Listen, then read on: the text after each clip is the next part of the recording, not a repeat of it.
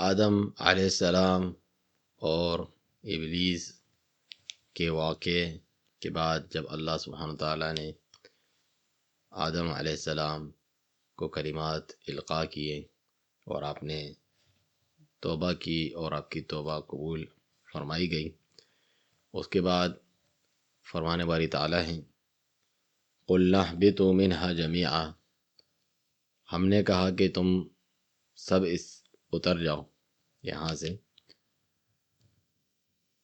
فَإِمَّا يَأْتِيَنَّكُم مِّنِّي هُدًى فَمَن تَبِعَ هُدَايَ فَلَا خَوْفٌ عَلَيْهِمْ وَلَا هُمْ يَحْزَنُونَ، پھر جب کبھی میری طرف سے تمہارے پاس ہدایت آئے، مطلب اصل ہدایت تو کتاب و سنت ہے جو اللہ کی طرف سے وحی کے ذریعے آتی ہے، تو جس نے اس کی اتباع پیروی کی تو اس پر نہ کوئی خوف ہے اور نہ ہی کوئی غم۔ یعنی ہم نے ان سے کہا تم سب جنت سے زمین پر اتر جاؤ، پھر اگر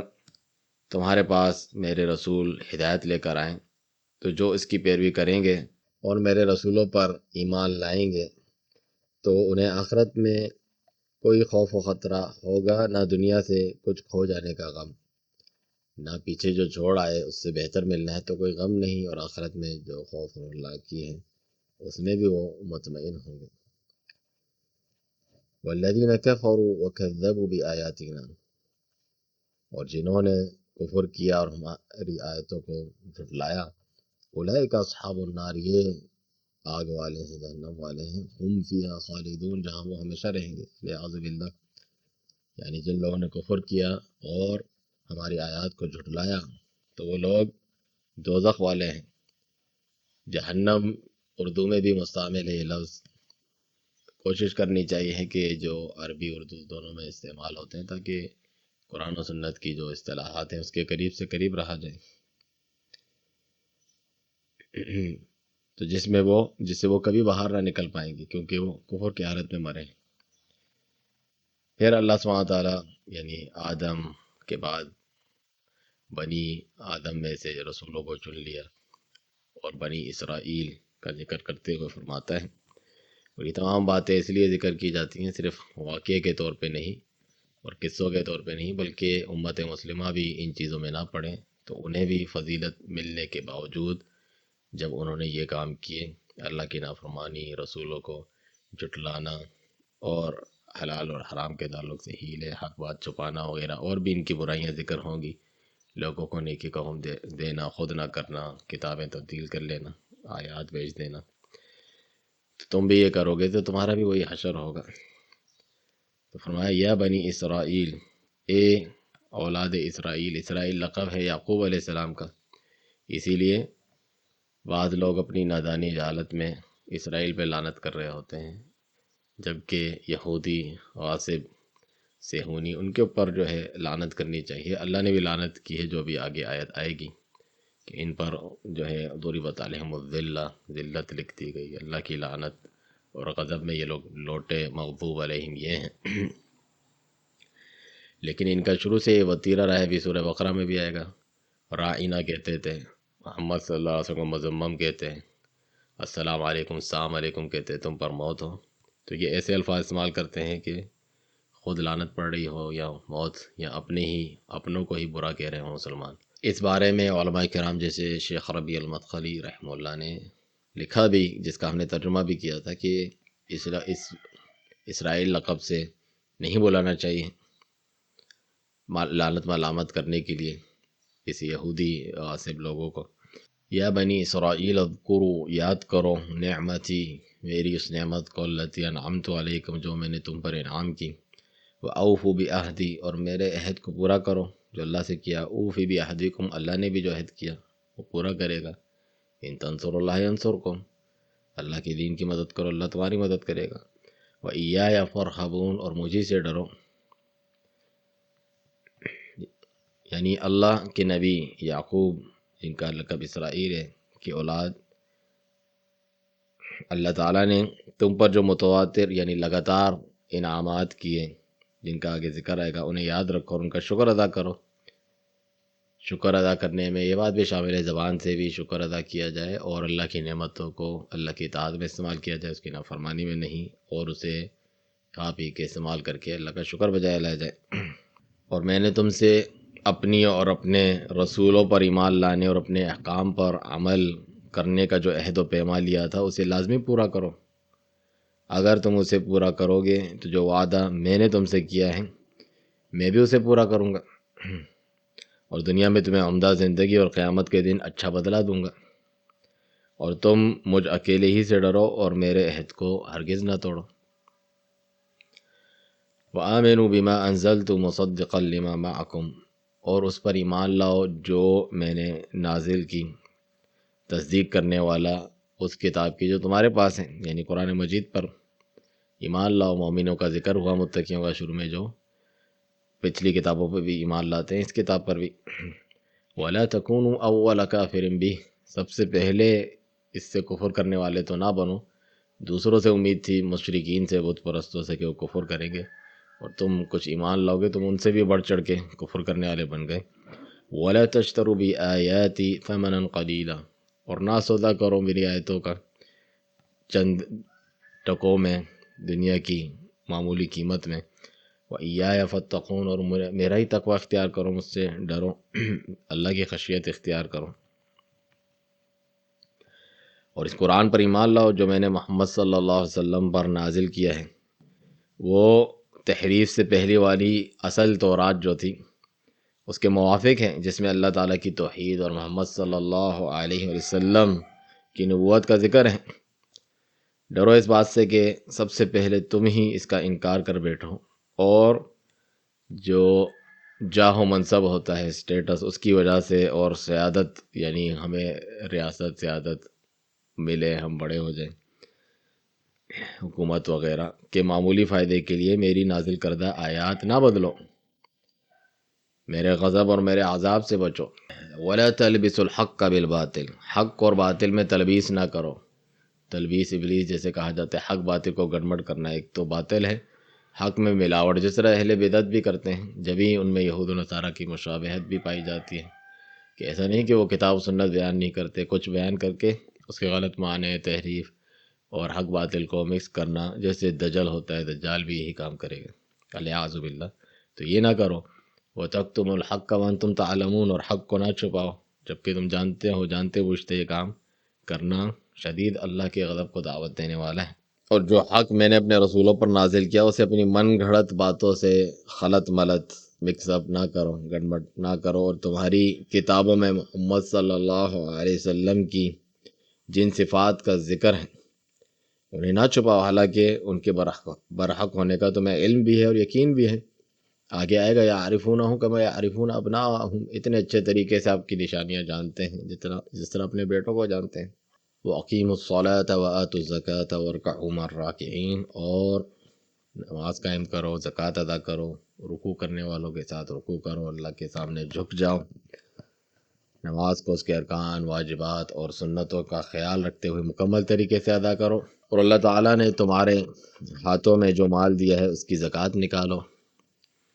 اور امت محمد صلی اللہ علیہ وسلم کے عاجزی کرنے اور جھکنے والے لوگوں کے ساتھ شامل ہو کر تم بھی اللہ کی بارگاہ میں جھکنے والے بن جاؤ، جس طرح ہم باجماعت نماز پڑھتے ہیں۔ أَتَأْمُرُونَ النَّاسَ بِالْبِرِّ، کیا لوگوں کو تم نیکی کا حکم کرتے ہو، وَتَنْسَوْنَ أَنفُسَكُمْ، اپنے آپ کو بھول جاتے ہو، دوسروں کو نصیحت، اپنے آپ کو بھول جانا، یہ اللہ کے غضب کو دعوت دینے والی بات ہے۔ مومنوں وہ بات کیوں کرتے ہو جو جس پر عمل نہیں کرتے؟ تو اس کے لیے کتاب و سنت میں بڑی وعید آئی ہیں، دوسروں کے بنسبت جسے علم ہے اس کی زیادہ پکڑ ہے۔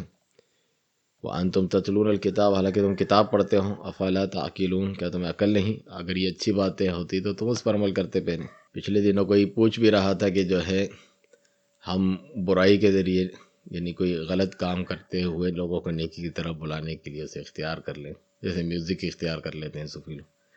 یہ ہم سے نہیں پوچھا جائے گا، ہمیں صحیح منہج طریقہ اپنانا ہے۔ ہدایت پر کوئی آئے نہ آئے یہ اللہ سبحانہ تعالیٰ کے اختیار میں ہے، تو سوچنے کی بھی بات ہے، وہ کہے گا کہ اگر یہ اتنی اچھی چیز ہوتی اس پر یہ خود عمل کرتا پہلے۔ انبیاء کرام آتے اور وہ کہتے کہ ہم تمہیں اس چیز کا حکم نہیں دیتے جس پر خود عمل نہیں کرتے ہوں، یا جس چیز سے منع کر رہا ہوں میں خود وہ کرنے والا نہیں۔ یہ کتنی بری بات ہے کہ تم دوسروں کو ایمان لانے اور اچھے کام کرنے کا حکم دو اور خود اپنے آپ کو بھول کر اس سے منہ موڑ دو، حالانکہ تم تورات پڑھتے ہو اور اس میں موجود اللہ کے دین کی پیروی کرنے اور رسولوں کی تصدیق کرنے کا حکم کا بھی علم رکھتے ہو۔ تم اپنی عقل سے فائدہ کیوں نہیں لیتے؟ اس راہ میں مشکلات آتی ہیں لیکن اس کا طریقہ بتا دیا، وَاسْتَعِینُوا بِالصَّبْرِ وَالصَّلَاةِ، صبر اور نماز سے مدد چاہو۔ صبر نقصان ہونے پر جو آگے ذکر آئے گا، مال کی کمی، کسی کا فوت ہو جانا وغیرہ، اس پہ بھی صبر ہوتا ہے۔ نیکی کرنے پہ صبر، انسان جو ہے تکلیفیں برداشت کرتے ہوئے بھی نیکی پہ ڈٹا رہتا ہے، اور برائیاں چھوڑنے پہ صبر، انسان کا نفس، خواہشات، شہوات اس طرف مائل کرتی ہیں، وہ اس پر جبر کرتا ہے، روکتا ہے۔ تو ان کے ذریعے سے مدد طلب کرو، اور یہ سب کو نصیب نہیں ہوتا۔ وَإِنَّهَا لَكَبِيرَةٌ إِلَّا عَلَى الْخَاشِعِينَ، یہ بہت بڑا اور کٹھن لگتا ہے لوگوں کو، مگر جو واقعی اللہ سے ڈرنے والے، خشوع اختیار کرنے والے ہیں، ان کے لیے کوئی مشکل نہیں۔ یعنی تم اپنے دینی اور دنیاوی معاملات میں صبر اور نماز کے ساتھ اللہ کی مدد حاصل کرو، اس سے تمہیں اللہ تعالیٰ کا قرب نصیب ہوگا اور تمہارا اس کے ساتھ رابطہ استوار ہوگا، پھر وہ تمہاری مدد اور حفاظت فرمائے گا اور تم سے ہر پریشانی کو دور کر دے گا، اور یقیناً نماز کی ادائیگی اللہ کے فرمانبرداروں کے علاوہ باقی لوگوں کے لیے بہت بھاری اور مشکل ہے۔ الذین یظنون انہم ملاقو ربہم، یہ وہ لوگ ہیں کہ جنہیں گمان ہے یعنی یقین ہے اپنے رب سے ملنے کا، کہ وہ ملیں گے، اس سے ملاقات ہوگی، وَأَنَّهُمْ إِلَيْهِ راجعون، اور انہیں اسی کی طرف لوٹ کے جانا ہے۔ جب بھی اس کی خاطر صبر کرتے ہیں، لوگ کہتے ہیں ہم نے یہ کیا، لوگوں سے ہمیں کیا ملا، تو جس کی خاطر کیا ہے، جس کی طرف لوٹ کے جانا ہے، وہاں ہمیں اس کا اجر ملنا ہے، یہاں ملے نہ ملے، اس لیے وہ صبر کرتے ہیں اللہ کے چہرے کے لیے، اس کے دیدار کی چاہت میں، اس سے ملاقات میں۔ اور یہ فرمانبرداروں کے لیے آسان اس لیے ہیں کہ وہ یہ یقین رکھتے ہیں کہ انہیں اپنے رب کے سامنے پیش ہونا ہے اور قیامت کے دن اس سے ملنا ہے، اور اس کی طرف لوٹ کر جانے والے ہیں تاکہ وہ انہیں ان کے اعمال کا بدلہ دیں۔ آگے بھی ذکر آئے گا کہ جو صبر کرنے والے ہیں وہ کہتے ہیں انا للہ و انا الیہ راجعون۔ آگے واپس فرمایا، یا بنی اسرائیل، اے بنی اسرائیل، اسرائیل کی اولاد یعقوب علیہ السلام کی، اذکروا، یاد کرو، نعمتی التی انعمت علیکم، میری وہ نعمت جو میں نے تم پر انعام کی، وانی فضلتکم علی العالمین، اور بے شک میں نے تمہیں تمام جہانوں والوں پر فضیلت دی، اپنے دور میں انہیں فضیلت حاصل تھی اور اب امت محمدیہ کو فضیلت حاصل ہے، لیکن یہ ٹائٹل ایسے نہیں مل جاتے۔ جو کرنے والے کام آپ کریں گے تو آپ کی یہ برقرار رہے گا، ورنہ یہاں ذکر ہوا بنی اسرائیل یہی کام کرتی تھیں تو ان سے یہ ٹائٹل چھین لیا گیا، تم سے بھی چھین لیا جائے گا، تم اس کے لائق نہ رہو گے۔ جس طرح یہاں ذکر ہوا نیکی کا حکم کرتے ہو، خود نہیں کرتے۔ امت محمدیہ کو کیا کہا، آگے آئے گا سورہ آل عمران میں، کہ کنتم خیر امت اخرجت للناس تأمرون بالمعروف وتنہون عن المنکر، تم بہترین امت ہو جو لوگوں کے لیے نکالی گئی، نیکی کا حکم کرتے ہو، برائی سے روکتے ہو۔ اگر یہ کام چھوڑ دیں گے تو خیر امت کہلانے کے لائق نہیں رہیں گے، اس طرح بنی اسرائیل بھی ہوا کرتے تھے اپنے دور میں۔ فرماتے ہیں تفسیر میں کہ اے اللہ کے نبی یعقوب کی اولاد، میری دینی اور دنیاوی نعمتوں کو یاد کرو جو میں نے تمہیں عطا کی ہیں، اور یاد کرو کہ میں نے تمہیں نبوت و بادشاہت عطا کر کے تمہارے دور کے تمام لوگوں سے اونچا مقام عطا کیا۔ جتنی نعمت ہوتی ہے اتنی زیادہ باز پوچھ گچھ ہے اللہ تعالیٰ کے یہاں، اتنے زیادہ انسان جواب دیں۔ وَاتَّقُوا يَوْمًا لَا تَجْزِي نَفْسٌ عَن نَفْسٍ شَيْئًا، اس دن سے ڈرو جس دن کوئی کسی کے کام نہ آئے گا، کیونکہ انہیں یہی جس طرح بتا دیا گیا، آج کل بھی لوگ پیر فقیر بتاتے ہیں، ان کے بھی احبار و رہبان تھے کہ ہم بخشوا لیں گے، یہ کر لو، سال میں ایک مرتبہ وہ کر لو، اتوار کے دن آ جاؤ بس چرچ میں، یہاں جو ہے اس کے نام کی نظر نیاز دلا دو، اور یہ راتیں منا لو اور آپ کی بخشش ہے۔ تو ایسا نہیں ہے، اور وہ بچا لیں گے جن کے آپ بیت ہیں، پیر فقیر ہیں، یعنی ہم تو اس نبی کی امت ہے، بس نام کے ذریعے سے بچ جائیں گے، عمل ہمارے کچھ نہ ہو۔ نبی صلی اللہ علیہ وسلم تو اپنے رشتہ داروں کو، اپنی بیٹی تک کو مخاطب کر کے کہتے کہ جہنم کی آگ سے خود بچنا عمل کر کے، میں تمہارے کسی کام نہ آؤں گا، اس طور پہ کہ ہم اپنی رشتہ داری ہی کی وجہ سے صرف بچا لیے جائیں۔ ولا يقبل منها شفاع، اور کوئی شفاعت قبول نہیں کی جائے گی۔ شفاعت اللہ تعالیٰ کے یہاں اللہ کی اجازت سے مومن توحید والوں کے حق میں قبول ہونا، اجازت اس کے لیے شرط ہے جس کے لیے کی جا رہی ہے اس کا مومن واحد ہونا، یعنی اس کی شرائط ہیں، ایسے ہی نہیں قبول ہے۔ تو ایسے نہیں کہ اسی آسرے پر انسان جو ہے اعمال چھوڑ دے۔ ولا يؤخذ منها عدل، اور نہ ہی کوئی بدلہ لیا جائے گا۔ ولا هم ينصرون، اور نہ ان کی کسی طور پہ مدد کی جائے گی جن کا یہ حال ہو۔ یعنی میرے حکموں پر عمل کر کے اور منع کیے ہوئے کاموں کو چھوڑ کر اپنے اور قیامت کے عذاب کے درمیان رکاوٹ کھڑی کر لو۔ یہی وہ دن ہے کہ جب کوئی فرد کسی دوسرے کے کچھ کام نہ آئے گا، کوئی فائدہ نہ دے سکے گا۔ اس دن تو جو ہے باپ بیٹے سے، ماں اولاد سے بھاگے گی۔ اللہ کی اجازت کے بغیر نقصان دور کرنے یا نفع پہنچانے کی کوئی سفارش قبول نہ ہوگی، اور کوئی فدیہ یا معاوضہ بھی قبول نہ کیا جائے گا، خواہ وہ زمین پر سونا ہی کیوں نہ دینا چاہے۔ اس دن ان کا کوئی مددگار بھی نہ ہوگا، جب نہ سفارش کرنے والا فائدہ دے سکے گا، نہ معاوضہ قبول ہو سکے گا، نہ کوئی مددگار بن سکے گا، تو کوئی بھاگ کر کہاں جائے گا؟ اپنا ایمان اور اعمال اس کی پرواہ کرنی چاہیے۔ ان آیات سے یہ فوائد حاصل ہوئے کہ سب سے بڑی ناکامی ہے کہ انسان دوسروں کو نیکی کا حکم دے اور خود کو بھول جائے۔ صبر اور نماز عظیم ترین امور ہے جن سے بندہ اپنے تمام معاملات میں مدد لے سکتا ہے۔ معاوضہ یا سفارش کرنے والے قیامت کے دن کسی آدمی سے عذاب دور نہیں کر سکیں گے، اس کے نیک اعمال کے سوا اسے کوئی چیز فائدہ نہ دے گی۔ ہمارے یہاں تو یہی بتاتے ہیں پیر عبد القادر جیلانی، جنہیں غوث اعظم جیسا شرکیہ لقب دیتے ہیں، ان کے بیت ہو جاؤ، مرید ہو جاؤ، ان کے نظر نیاز 11ویں شریف دلاتے رہو، وہ قبر کے عذاب سے اور جہنم سے ہی بچا لیں گے۔ میرا کوئی مرید جہنم میں نہیں جائے گا۔ نبی صلی اللہ علیہ وسلم کی امتی میں سے گنہگار بدعتی جہنم میں جا سکتے ہیں، لیکن ان کے مرید نہیں جائیں گے۔ اعوذ باللہ من ذلک۔ وَإِذْ نَجَّيْنَاكُم مِّنْ آلِ فِرْعَوْنَ، اور یاد کرو جب ہم نے تمہیں نجات دی فرعونیوں سے، یسومونکم سوء العذاب، جو تمہیں دردناک عذاب کا مزہ چکھاتے تھے،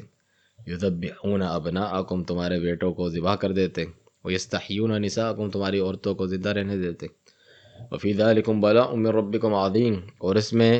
بہت بڑی آزمائش تھی تمہارے رب کی طرف سے۔ یعنی اے بنی اسرائیل، اس وقت کو یاد کرو جب ہم نے تمہیں فرعون کے پیروکاروں سے نجات دی،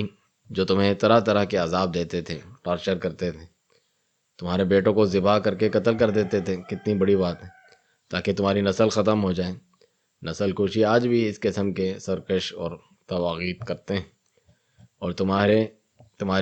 جو ہے بیٹیوں کو زندہ رکھتے اپنی خدمت کے لیے بڑے ہو کر۔ تو ان کا مقصد تمہیں ذلیل کرنا اور تمہاری توہین کرنا تھا، تمہیں فرعون کے پنجے اور اس کے پیروکاروں کی گرفت سے نکالنا تمہارے رب کی طرف سے بہت بڑا امتحان تھا، تاکہ تم اس کا شکر ادا کرو۔ اب دیکھیں یہی یہود ہیں، صہیونی ہیں، جو اس ذلت میں مبتلا تھے اور ہوتے رہتے ہیں اپنی انہی حرکتوں کی وجہ سے، جو آگے ذکر ہوگی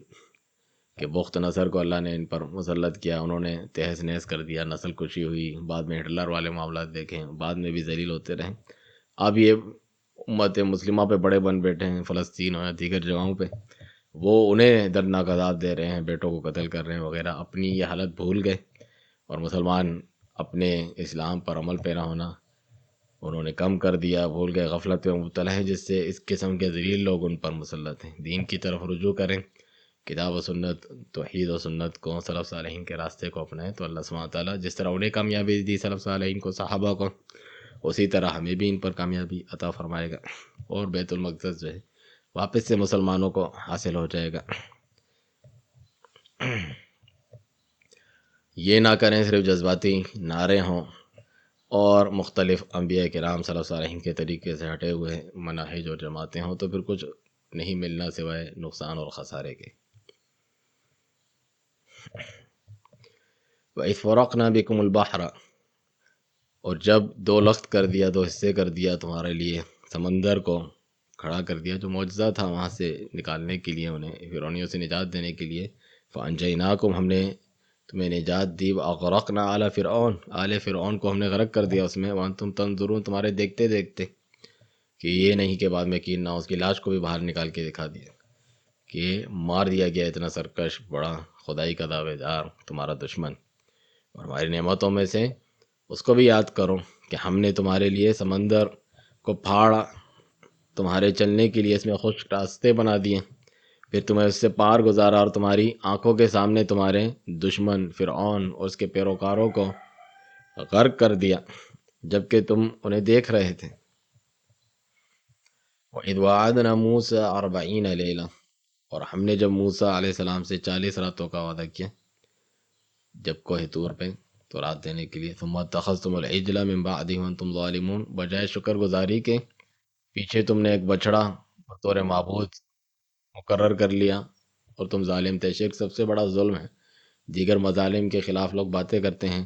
انسانیت سے ظلم ہو رہا ہے یہ وہ، اور شرک جو ہر جگہ موجود ہے اس کے بارے میں بات کرتے ہوئے کہتے ہیں اختلاف ہوگا اسے نہ چھیڑو، یہ سب سے بڑا ظلم ہے۔ وَأَنْتُمْ ظَالِمُونَ، تم ظالم تھے، پہلے مظلوم تھے اور خود مظلوم ہی ظالم ہو،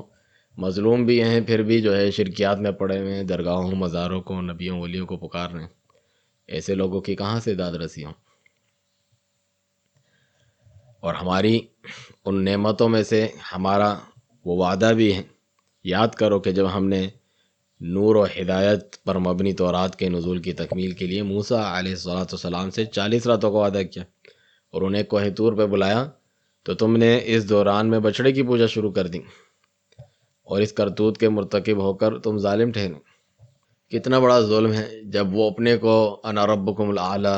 معبود اور رب کہہ کر بلا رہا ہے، اس کے پاس جو ہے ظاہری طاقت بھی ہے، وہ ان پر ظلم و ستم سب کچھ کرتا ہے،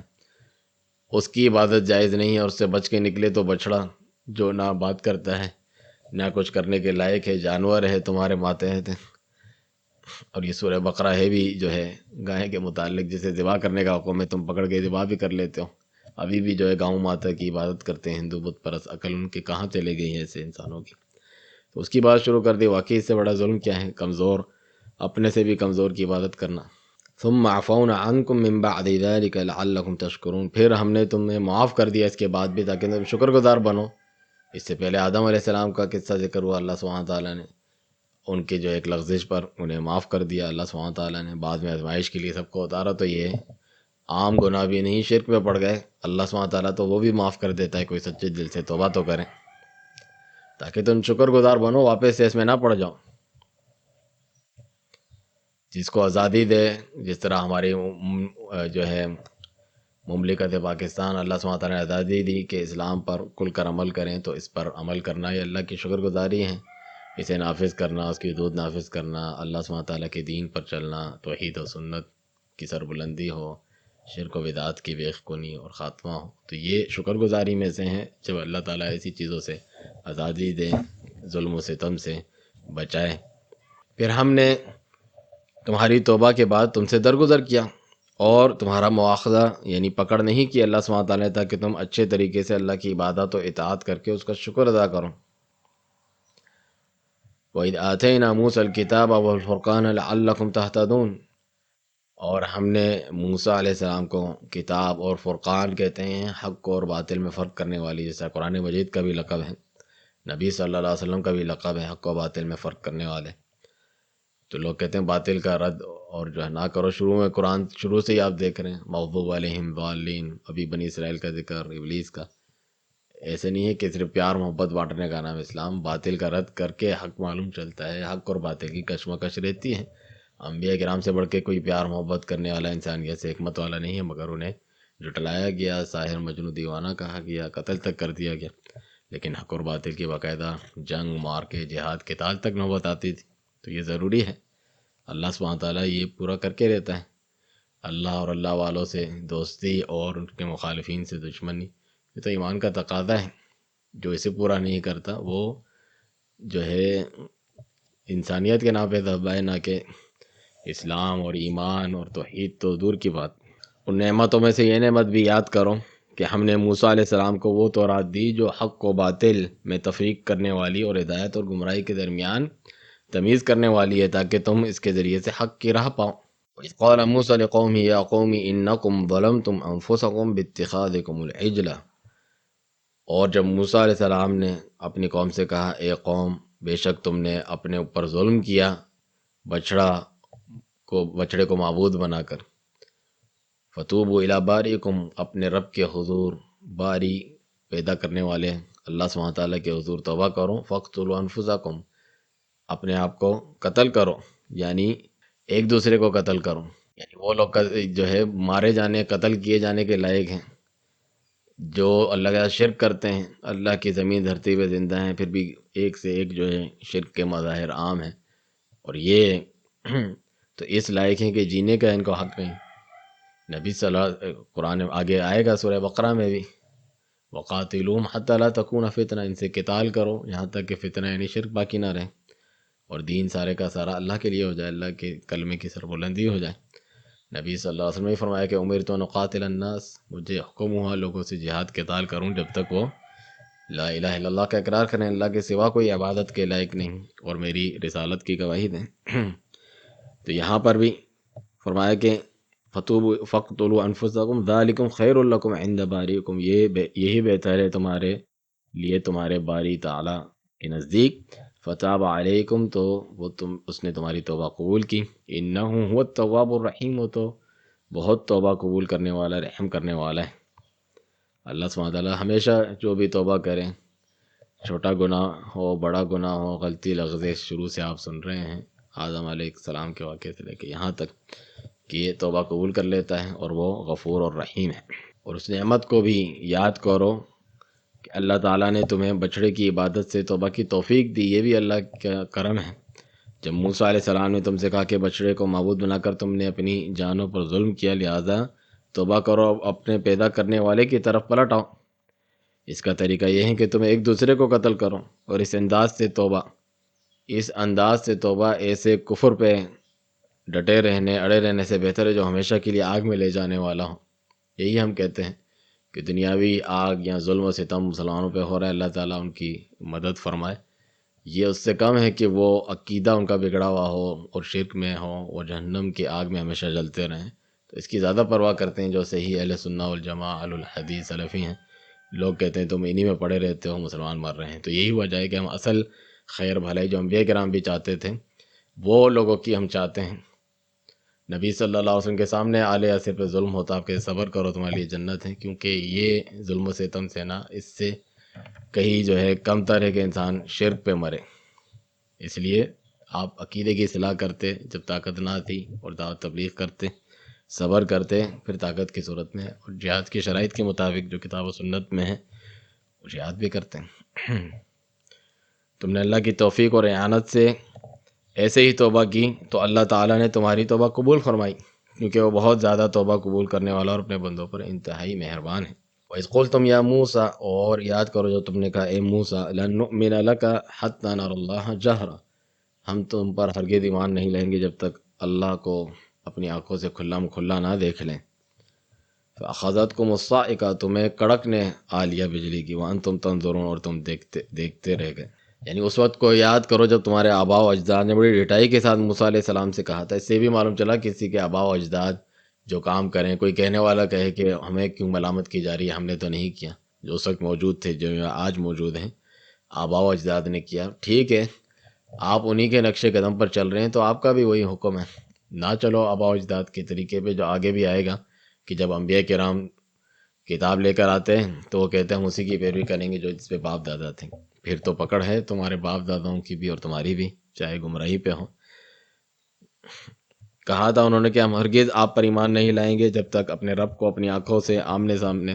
بغیر کسی پردے کے نہ دیکھ لیں۔ بہت سارے جاہل یہی کہتے ہیں جو چیز دہریہ ہوتے ہیں، ہم نے خدا نہیں دیکھا تو ایمان نہیں لائیں گے۔ اس کی نشانیاں جگہ جگہ موجود ہیں، اس کے قدرت کے مظاہر،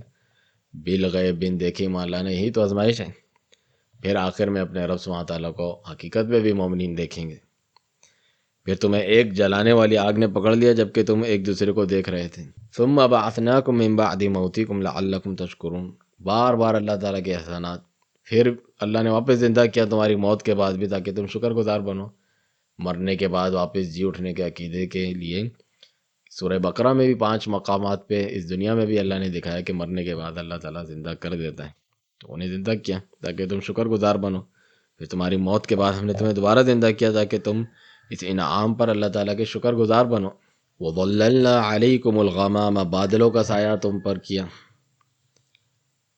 وَأَنزَلْنَا عَلَيْكُمُ الْمَنَّ وَالسَّلْوَىٰ اور تم پر من و سلوہ بغیر کسی محنت کے کھانا پینا ان کے لیے اتارا جا رہا ہے۔ اتنی بڑی نعمتیں اللہ کی نچھاور ہو رہی ہیں ان کے اوپر، اور سایہ بڑی نعمت ہے۔ شدید دھوپ کی تپش سے ہم سائے کی دعا کرتے ہیں، اچھی ہوائیں سایہ اللہ کی نعمتیں ہیں۔ بعض لوگ اپنی کم عقلی میں اس کو بے ادبی سمجھتے ہیں، نبی صلی اللہ علیہ وسلم کا سایہ نہیں تھا، جو یہ کہے وہ گستاخ ہے۔ حالانکہ احادیث سے ثابت بھی ہیں، آپ کا سایہ ام المومنین بیٹھی تھیں، اور آپ صلی اللہ علیہ وسلم جب مہینے بھر چھوڑ کر گئے تھے تو اچانک ایک سایہ دیکھا ان پر، جو آئے پیچھے مڑ کے دیکھا وہ نبی صلی اللہ علیہ وسلم تھے۔ اور بھی کافی دلائل ہیں، اور یہ تو نعمت ہے،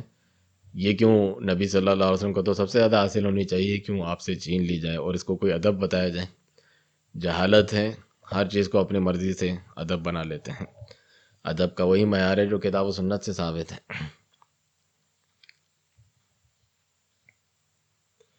کُلُوا مِن طیبات ما رزقناکم، جو پاکیزہ رزق ہم نے تمہیں دیا ہے اسے کھاؤ۔ وما ظلمونا ولکن كانوا انفسهم یظلمون،